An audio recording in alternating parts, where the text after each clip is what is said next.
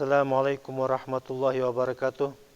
Урматтуу мекендештер, урматтуу жердештер, мына бардыгыңыздарды бүгүнкү ыйык жума күнүңүздөр менен куттуктайм.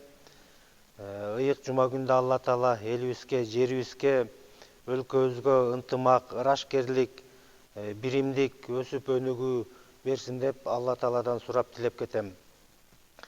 Мына бүгүнкү күндө өзүңүздөр билгендей өлкөбүздө бир аз мындай абал үйдө ылдый болуп турган учурдан тынчсызданып, ушул мечиттин имамы катары сиздерге кайрылууну туура көрүп отурам.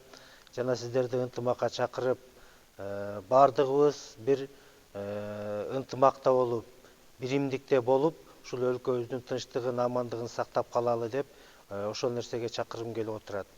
Албетте биз бардыгыбыз өлкөбүздүн жараныбыз, бирдей укукка ээ болгон жараныбыз. Ар бир ушул өлкөнүн тынчтыгы ар бирибиздин өзүбүздөн көз каранды болуп эсептелет. Ошондуктан мына динибизде да ынтымактуулукту биринчи орунга коет.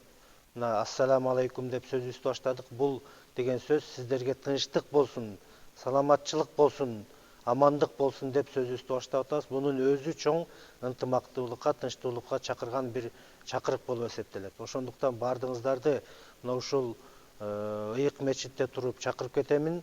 Ынтымакка келейли.